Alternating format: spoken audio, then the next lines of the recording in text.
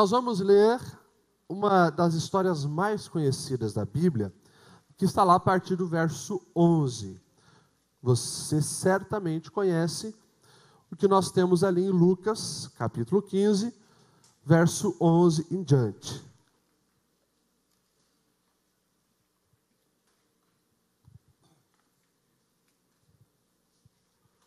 Vou esperar você achar, para que nós possamos fazer a leitura junto, que é a famosa parábola do filho pródigo, que o nome certo deveria ser parábola do pai amoroso. Acharam? Amém? Diz assim: Jesus continuou: um homem tinha 2 filhos. O mais novo disse ao seu pai: Pai, eu quero a minha parte da herança. Assim ele repartiu sua propriedade entre eles. Não muito tempo depois, o filho mais novo reuniu tudo o que tinha e foi para uma região distante. E lá desperdiçou seus bens vivendo irresponsavelmente. Depois de ter gasto tudo, houve uma grande fome em toda aquela região. E ele começou a passar necessidade. Por isso foi se empregar com um dos cidadãos daquela região, que o mandou para o seu campo, a fim de cuidar de porcos. Ele desejava encher o estômago com as vagens de alfarrobeira que os porcos comiam, mas ninguém lhe dava nada. Caindo em si, ele disse: quantos empregados de meu pai têm comida de sobra, e eu aqui morrendo de fome? Eu me porei a caminho e voltarei para o meu pai. E direi: Pai, pequei contra o céu e contra ti. Não sou mais digno de ser chamado teu filho. Trata-me como um dos teus empregados. A seguir levantou-se e foi para seu pai. Estando ainda longe, seu pai o viu e, cheio de compaixão, correu para o seu filho e o abraçou e beijou. O filho disse: Pai, pequei contra o céu e contra ti. Não sou mais digno de ser chamado teu filho. Mas o pai disse aos seus servos: depressa, tragam a melhor roupa e vistam nele. Coloquem o anel em seu dedo e calçado em seus pés. Tragam um novilho gordo, cevado, e matem-no. Vamos fazer uma festa e nos alegrar, pois este meu filho estava morto e voltou à vida. Estava perdido e foi achado. E começaram então a festejar o seu regresso. Um versículo mais está lá em Eclesiastes, capítulo 7, verso 8. Só metade do versículo. Livro de Eclesiastes, capítulo 7 e o verso 8.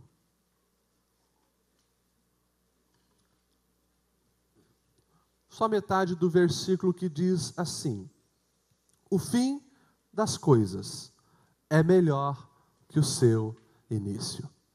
Amém? Antes de sentar, vira para quem está do seu lado e fala isso: o fim das coisas é melhor que o seu início. Amém. Pode se assentar. Glória a Deus. Nesta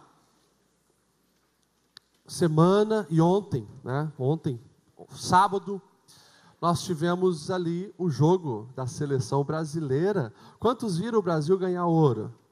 Anota aí, Isaac, ó, quem não veio no culto ontem aí, ó. Peguei vocês, né? Eu senti falta de bastante gente no culto ontem.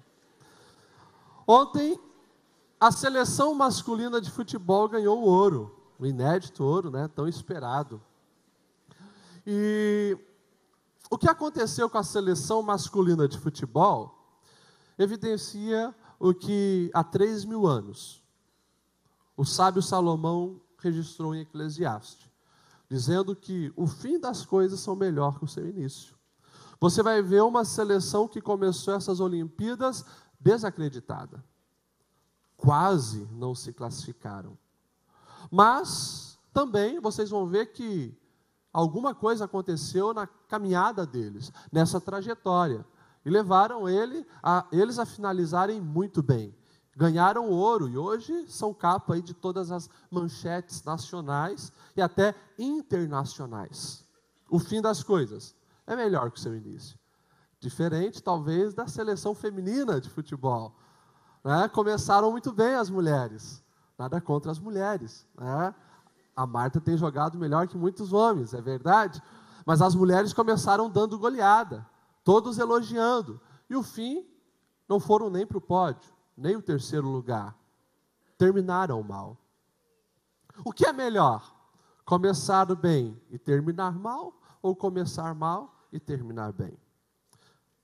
O bom seria como um exemplo, quem sabe, de Daniel. Daniel começou bem a sua vida, a sua carreira, a sua trajetória, e também terminou bem. Começar bem pode ter os seus méritos, sim, mas tudo o que vai contar no final é a maneira que nós terminamos. Quando nós olhamos para a Bíblia, nós vamos ver alguns dos personagens bíblicos que começaram muito bem e terminaram mal. Você vai ver um Saul, separado para ser o primeiro rei de Israel. Homem que o Espírito Santo tomou de forma que ele profetizava com os profetas. Você vai ver um Saul sendo líder em guerra e desbaratando os exércitos do inimigo com o poder do Senhor. Mas você vai ver um Saul que deixou o orgulho subir ao coração, um Saul que desrespeitou o sagrado, um Saul que invejou os outros escolhidos de Deus, e você vai ver o fim de Saul, um fim trágico. Você vai ver um Gideão, chamado por Deus com muito medo, mas começando muito bem. Com apenas 300 homens, vence um exército de centenas de milhares pelo poder de Deus. Mas você vai ver um Gideão, que também deixa subir para a cabeça a sua posição. Um Gideão que faz uma estola sacerdotal paralela à do tabernáculo, já preguei sobre isso aqui, e leva o povo à idolatria. Um Gideão que termina mal. Opostamente, você vai ver um Saulo começando muito mal, caçando crente e matando gente. Mas o final de Saulo, depois que encontra o Senhor no caminho de Damasco, se torna um referencial dos apóstolos e um dos maiores nomes da cristandade até hoje.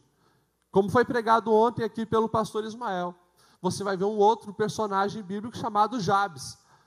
O Jabes que começa muito mal, de uma tribo que não era muito bem vista na época, a tribo de Judá, uma família limitada, e quando ele nasce recebe o nome de Jabes, dor ou filho da dor, angústia, aflição.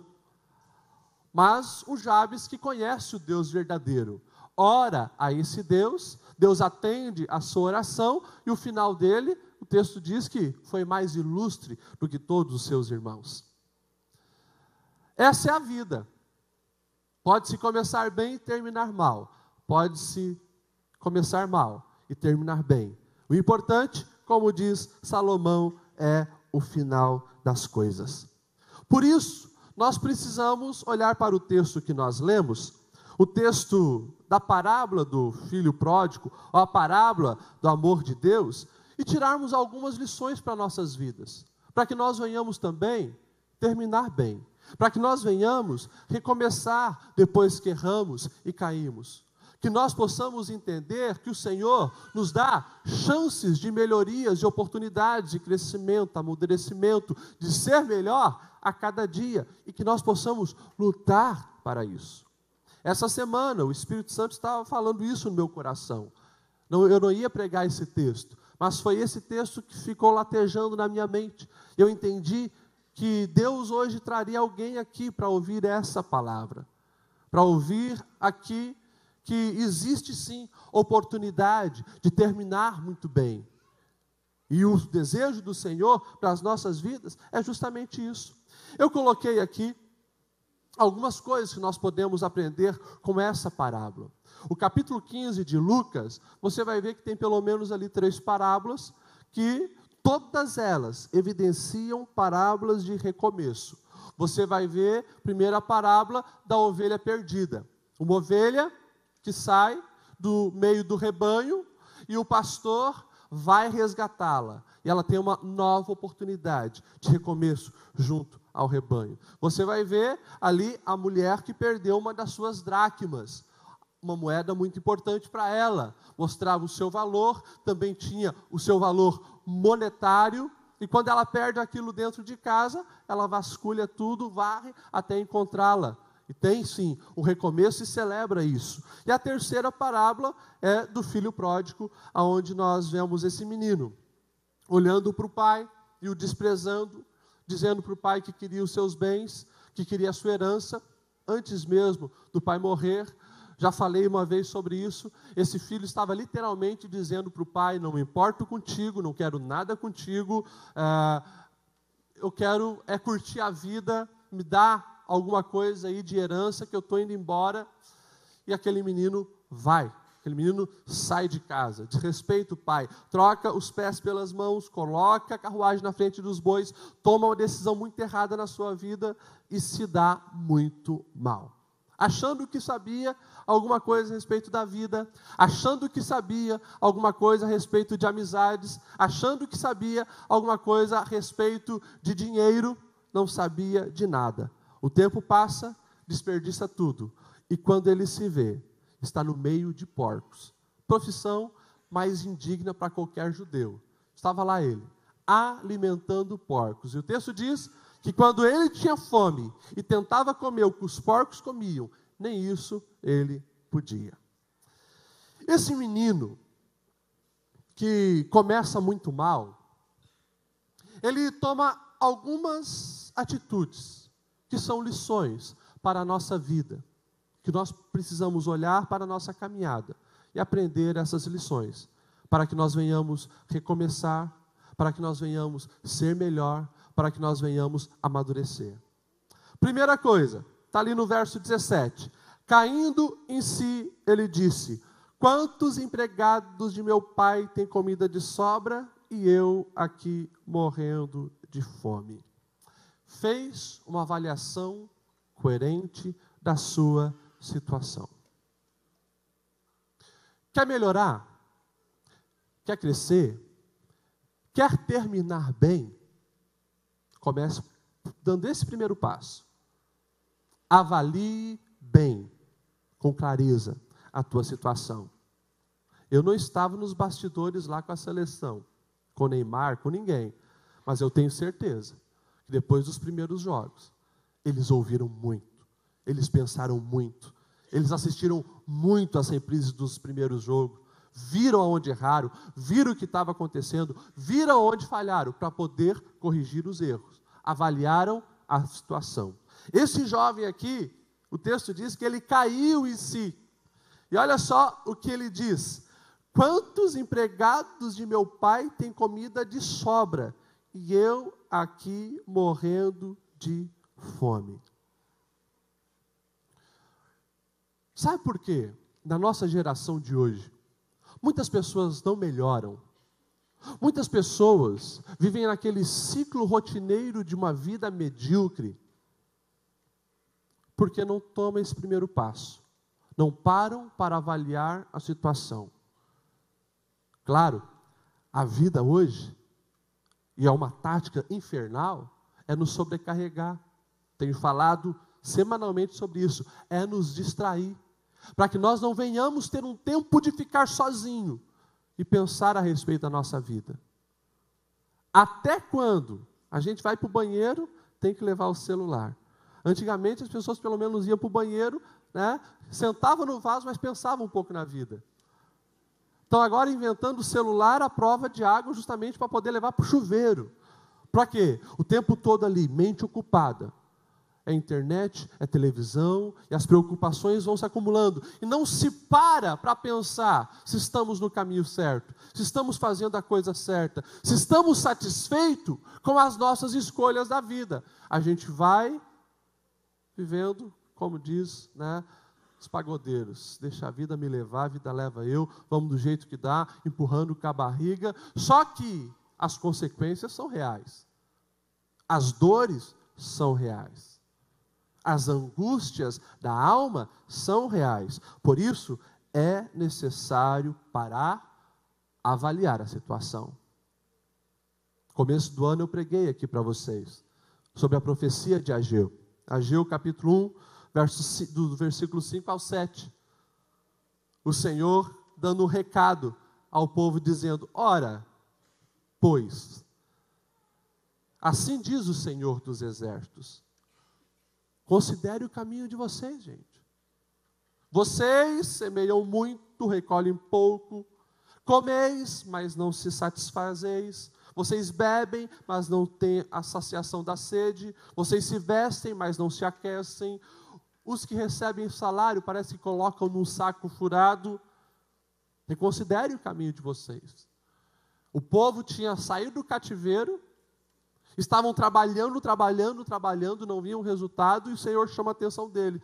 Se você ler o texto todo de Ageu, você vai ver o Senhor dizendo: ei, sabe por que isso está acontecendo? Porque vocês inverteram as coisas. Para um pouco, pensa na situação de vocês. Lembra-se o que é a prioridade.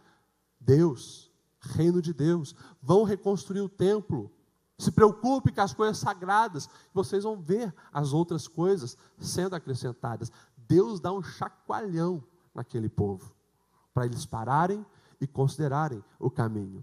Esse menino estava amadurecendo, porque agora, lá no fundo do poço, no meio dos porcos, com a vida uma desgraça, ele se lembra da casa do pai e ele começa a perceber que a sua situação era pior do que o mais baixo dos empregados do pai dele, porque ele não tinha nem o que comer. E lá, o menor dos empregados tinha comida em abundância. Quer começar a melhorar? Que esse é o desejo de Deus para a sua vida? Que eu e você venhamos ser melhor a cada dia? Comece avaliando a sua vida. E aqui eu já quero deixar a dica de um livro para você ler. Avalie a sua vida, o nome desse livro. Wesley Duell. Leia esse livro, vai ser bom para você. Nós precisamos parar para avaliar a nossa vida. O meu casamento está melhor do que era 5 anos atrás? As pessoas, hoje, tendem a olhar apenas pela ótica do cifrão, a evolução humana. Se estou mais rico, eu evoluí. Se estou mais pobre, regredi. E a gente tem visto que esse mal, já desde o tempo da Bíblia, acontecia. E o Senhor dizendo para repensar as prioridades. Você ama o seu cônjuge mais hoje do que amou há 5 anos atrás, há 10 anos atrás? Você está mais satisfeito hoje do que era há 10 anos atrás? Ou a única coisa que você olha, não, eu estou mais rico do que era 10 anos atrás, mas não tem paz, não tem alegria, não tem prazer, os filhos estão destruídos, você não tem mais tempo para viver a vida de uma maneira abundante? Avalie a sua vida. Avalie a sua fé. Você tem mais experiências com Deus hoje do que quando se converteu? Do que há 5, 10, 15 anos atrás? Você está mais crente hoje do que no começo do ano? Nós precisamos parar, avaliar a nossa vida, a nossa situação. Esse moço, ele não fingiu. Ele não entrou na cultura do aparentar, da aparência. Olha só, que coisa boa, né? Estou aqui no meio dos porcos, ai, que cheirinho gostoso, estou feliz aqui. Não. Ele reconheceu que estava no fundo do poço, não fingiu. Tem pessoas que hoje estão na pior, mas como nós vemos na sociedade da aparência, onde todo mundo tem que se aparentar bem, vive sorrindo, está tudo bem, o casamento está uma porcaria, a fé está uma porcaria, as finanças estão uma porcaria, está tudo uma porcaria, mas não avalia a situação e finge que está tudo bem. Reconheça, chore, lágrimas sim de arrependimento pelas escolhas erradas, mas pare para pensar na situação onde você está. Esse é o primeiro passo para boas mudanças, para se terminar bem, para o recomeço. Depois, olha só o que diz o verso 18. Eu me porei a caminho e voltarei para o meu pai. E direi, pai, pequei contra o céu e contra ti. Avaliou a situação, mas depois planejou uma solução. Viu que a situação estava feia? Opa, não vou ficar nessa situação. planejou uma solução. Eu vou voltar para a casa do meu pai e vou dizer: pai, pequei contra o céu e contra ti. Tem pessoas que ficam só lamentando as mazelas da vida. Nós somos gente de carne e osso, sofremos. Quando sofremos, devemos sim chorar, lamentar, extravasar, não tem problema disso. Agora, se só ficar nisso, tua vida será um fracasso. Lamenta, chora, reclama, tem problema, Deus suporta tudo isso. Mas não fique só nisso. Foque na solução. Planeje uma mudança. Você precisa olhar um pouco mais para cima. E, como diz um ditado popular, que um dos benefícios do fundo do poço é esse, que você agora vai ser obrigado a olhar para cima, se quiser encontrar um pouco de luz. Mas planeje uma solução. Esse jovem sabia o que era necessário fazer. Tinha que voltar para a casa do pai. Tem pessoas que passam anos só se lamentando, só reclamando, só chorando o leite derramado. E o Espírito Santo fala para você hoje aqui: já passou 5 anos que esse sem vergonha machucou o teu coração. Deixa ele no passado. Já passou anos que essa pessoa te fez o mal. Deixa isso no passado. Se você não conseguir superar isso, você não vai conseguir planejar a solução. Portanto, nós devemos parar de lamentar. Você já parou para pensar se o Paulo, que nós falamos aqui, Saulo no hebraico, Paulo no grego, se ele tivesse ficado preso nas coisas que ele cometeu, só se lamentando, como eu errei, como eu falhei, matei crente, lutei contra o Deus verdadeiro. Não. Ele disse, Filipenses: esquecendo-me das coisas que para trás ficam, eu prossigo para o alvo. Tenho um prêmio da soberana vocação que Deus me deu, é isso que eu quero, agradar a Deus. Então, aquilo que ficou para trás, deixa lá. Planeje solução para a sua vida. E você precisa entender isso. Deus sempre vai te dar sabedoria, uma oportunidade de escape, um viés para você sair dessa. Se agarre nas oportunidades que Deus te dá, mas planeje solução. Deixa eu correr aqui que o tempo está indo. Depois, vamos lá, os passos para você não esquecer. Avalie a situação, planeje uma solução. Terceiro, tome uma atitude.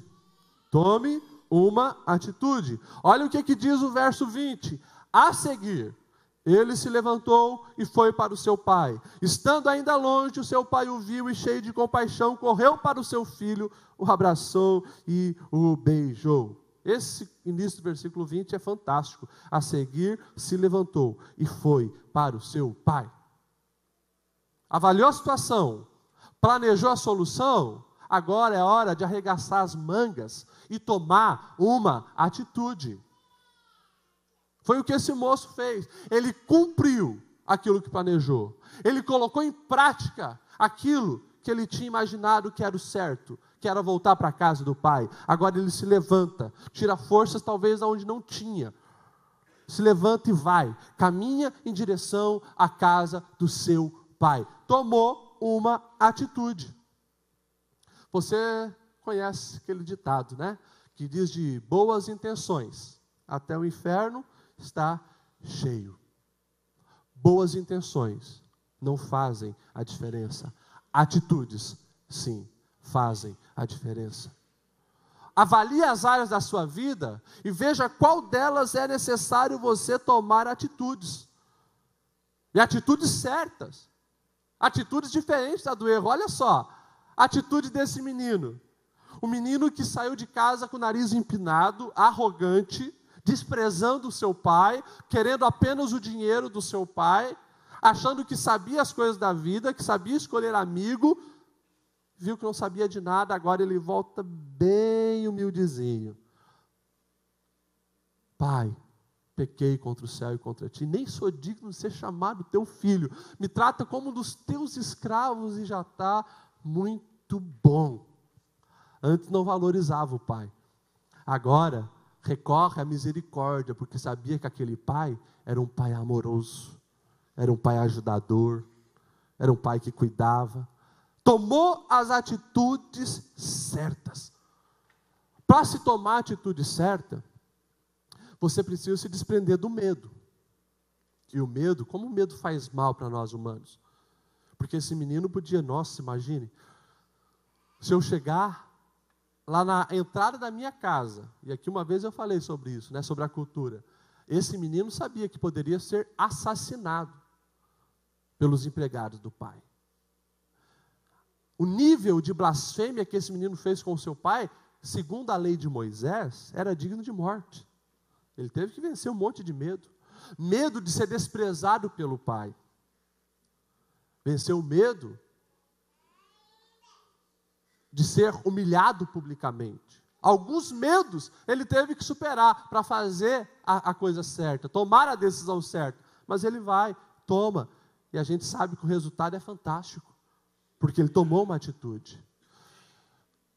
Muitos de nós não evoluímos, não melhoramos, e talvez alguns não terminarão bem, porque estão sendo aprisionados pelo medo. Medo de pedir perdão quando deveria. Medo de reconhecer que você errou, que você falhou, que você não deveria ter agido daquela maneira, mas está preocupado. Medo da sua popularidade, medo da tua reputação. E daí fica limitado ali, no meio de porcos, sem tomar uma atitude. Tome uma atitude. Provérbios 24:16 diz: pois ainda que o justo caia 7 vezes, tornará a erguer-se, mas os ímpios são arrastados pela calamidade. Pastor, por que o senhor está falando disso? Nesse texto. Está aqui, Santa Ceia. Hoje nós temos a oportunidade de celebrar a Santa Ceia, e quando nós participamos, nós estamos dizendo: Senhor, eu tenho uma aliança contigo. O teu sangue redimiu-me, perdoa os meus pecados.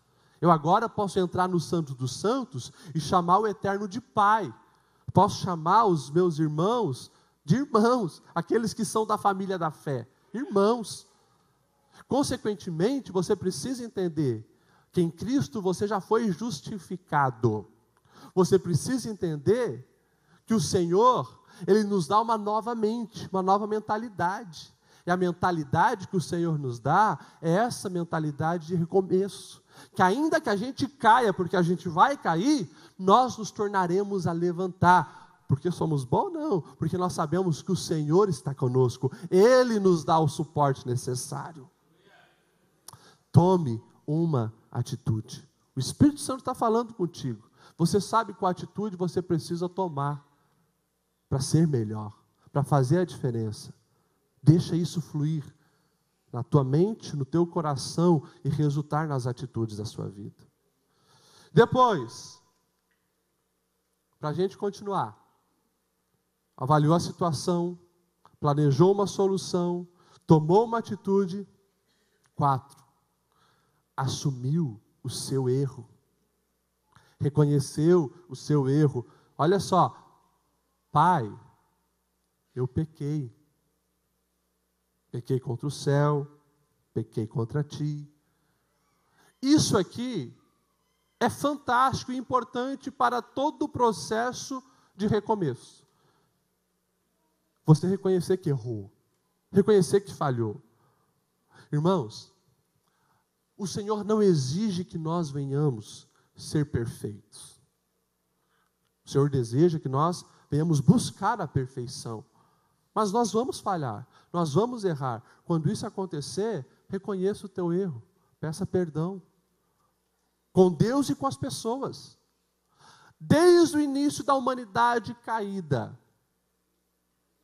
o hábito de acusar o outro e tentar culpar o outro pelas nossas mazelas, é presente na humanidade. Está lá no jardim do Éden. Adão jogando a culpa na mulher, foi a mulher que tu me deste. Eva jogando a culpa na serpente, foi a serpente que me enganou. E a serpente vira para o lado e não acha ninguém, daí tem que receber, né, a punição.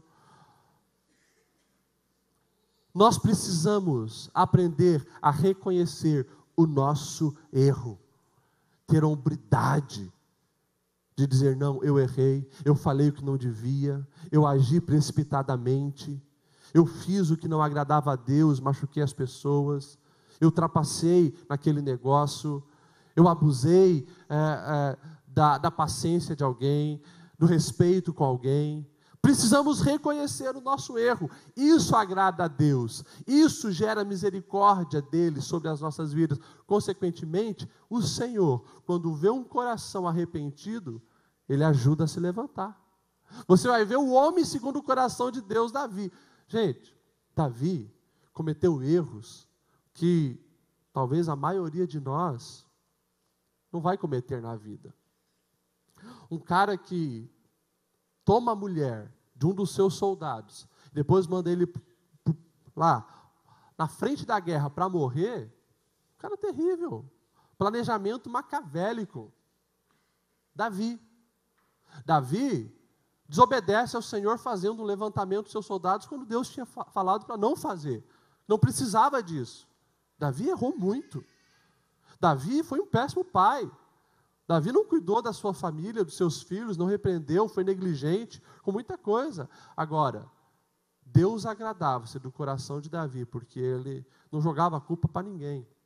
Leia lá o Salmo 51, e você vai ver o Davi dizendo, Senhor, tem misericórdia de mim. Ó Deus, por teu amor, tem compaixão das minhas transgressões.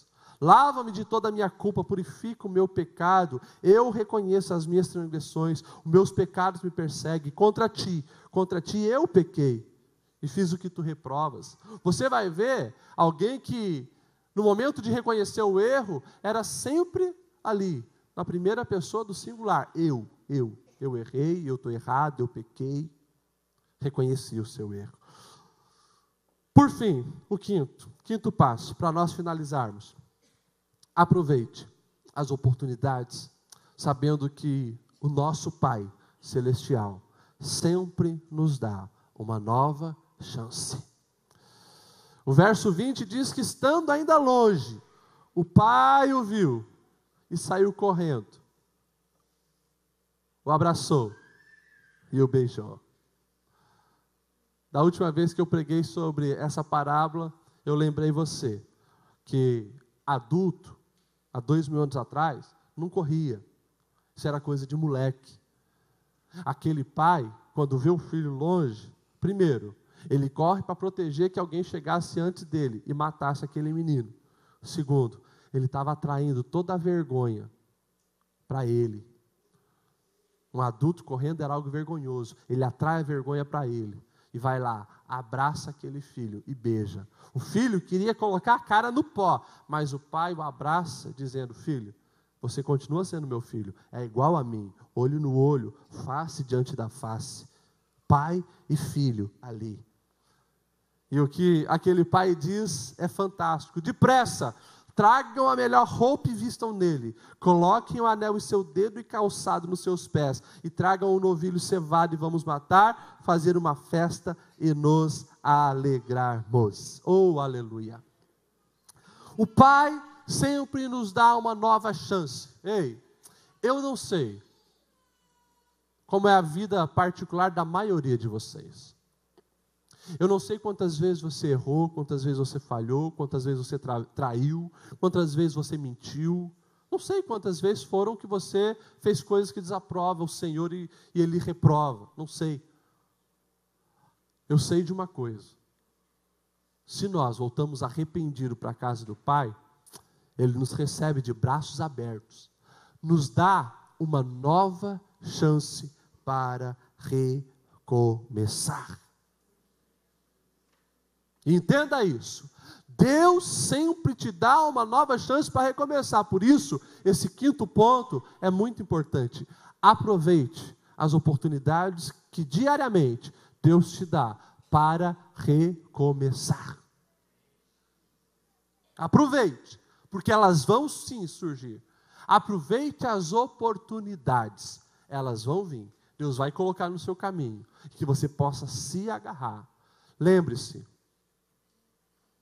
se o Pai te perdoa, não deixe que a sua natureza caída fique te acusando, fique dizendo para você que não tem mais jeito, que não tem mais solução, que não tem perdão para o seu pecado. Ei, o sangue de Cristo nos purifica de todo